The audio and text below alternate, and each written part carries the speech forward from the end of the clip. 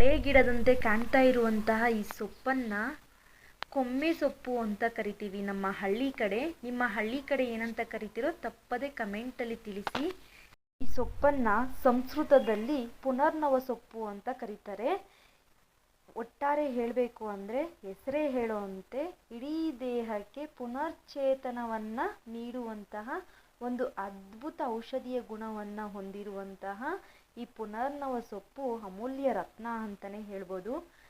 ಆಹಾರವಾಗಿಯೂ ಸೈ, ಹಾಗೆಯೇ ಔಷಧಿಯ ಒಂದು ಗುಣಕ್ಕೂ ಸೈ ಈ ಒಂದು ಪುನರ್ನವ ಸೊಪ್ಪು.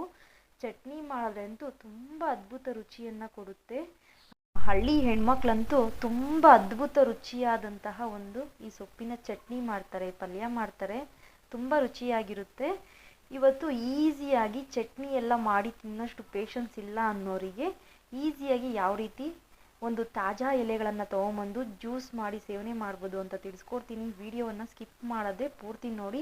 ಈಗಾಗಲೇ ಮಿಕ್ಸಿ ಜಾರಿಗೆ ಪುನರ್ನವ ಸೊಪ್ಪನ್ನು ತೊಳೆದು ಹಾಕ್ಕೊಂಡಿದ್ದೀನಿ. ಅದ್ರ ಜೊತೆಗೆ ನೋಡಿ, ಇದು ಹುಳಿ ಸೊಪ್ಪು ಅಂತ ಏನು ಕರಿತೀರಿ, ಪುಳ್ಳಂಪುರ್ಚಿ ಸೊಪ್ಪು ಅಂತೆಲ್ಲ ಕರಿತೀವಿ. ಈ ನಿಂಬೆ ಹಣ್ಣಿನ ಬದಲಿಗೆ ಈ ಹುಳಿ ಸೊಪ್ಪನ್ನು ಸ್ವಲ್ಪ ಪ್ರಮಾಣದಲ್ಲಿ ಸೇರಿಸ್ಕೊತಾ ಇದ್ದೀನಿ. ಈಗ ಇದಕ್ಕೇನೆ ಸ್ವಲ್ಪ ಒಂದು ಚಿಕ್ಕ ಗ್ಲಾಸಲ್ಲಿ ನೀರನ್ನು ಹಾಕ್ತಾ ಇದ್ದೀನಿ. ನೋಡಿ, ಇಷ್ಟೇ ನೀರನ್ನೇ ಹಾಕ್ತಾ ಇರೋದು ನಾನು, ಮತ್ತೆ ನೀರೇನು ಸೇರಿಸೋದಿಲ್ಲ. ನೋಡಿ, ರುಬ್ಕೊಂಡಿದ್ದೀನಿ. ಈಗ ಇದನ್ನು ಸೋಸ್ಕೊಂಬಿಡೋಣ. ನೋಡಿ, ತುಂಬ ಗ್ರೀನ್ ಆಗಿದೆ.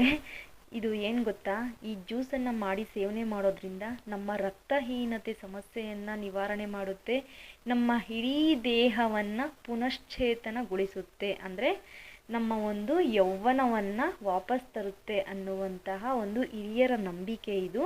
ನೋಡಿ, ಈಗ ಸುಮಾರು ಇದು 100 ml ನಷ್ಟಿದೆ ಈ ಒಂದು ತಾಜಾ ಜ್ಯೂಸು.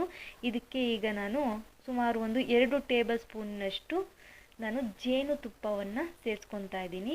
ನೀವು ಬೇಕು ಅಂದರೆ ಜೋನಿ ಬೆಲ್ಲ ಏನಾದರೂ ಮನೆಯಲ್ಲಿದ್ದರೆ ಬೆಲ್ಲ ಅಥವಾ ಸಕ್ಕರೆಯನ್ನು ಸೇರಿಸ್ಕೊಬೋದು. ನನಗೇನು ಬೇಡ, ಅವಶ್ಯಕತೆ ಇಲ್ಲ ಅಂತೇಳಿ ನಾನು 2 ಟೇಬಲ್ ಸ್ಪೂನ್ನಷ್ಟು ನಾನು ಜೇನುತುಪ್ಪವನ್ನು ಸೇರಿಸ್ಕೊತಾ ಇದ್ದೀನಿ.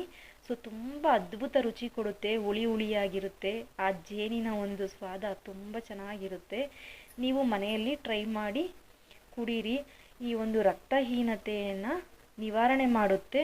ವಾರದಲ್ಲಿ ಒಂದ್ಸಲಿ ಆದರೂ ಈ ಒಂದು ತಾಜಾ ಎಲೆಗಳನ್ನು ತೊಗೊಂಬಂದು ಹಸಿಯಾದ ಜ್ಯೂಸನ್ನು ಮಾಡಿ ಸೇವನೆ ಮಾಡೋದ್ರಿಂದ ಪ್ರತಿಯೊಂದು ಕಾಯಿಲೆಗೂ ಕೂಡ ಇದು ರಾಮಬಾಣ ಅಂತಲೇ ಹೇಳ್ಬೋದು. ಈ ಚಿಕ್ಕ ಮಾಹಿತಿಯನ್ನು ನಿಮ್ಮ ಫ್ರೆಂಡ್ಸ್ಗೂ ಶೇರ್ ಮಾಡಿ, ಹಾಗೆಯೇ ವಿಡಿಯೋಗೊಂದು ಲೈಕ್ ಮಾಡಿ, ನಿಮ್ಮ ಅಭಿಪ್ರಾಯವನ್ನು ಕಮೆಂಟಲ್ಲಿ ತಪ್ಪದೇ ತಿಳಿಸಿ.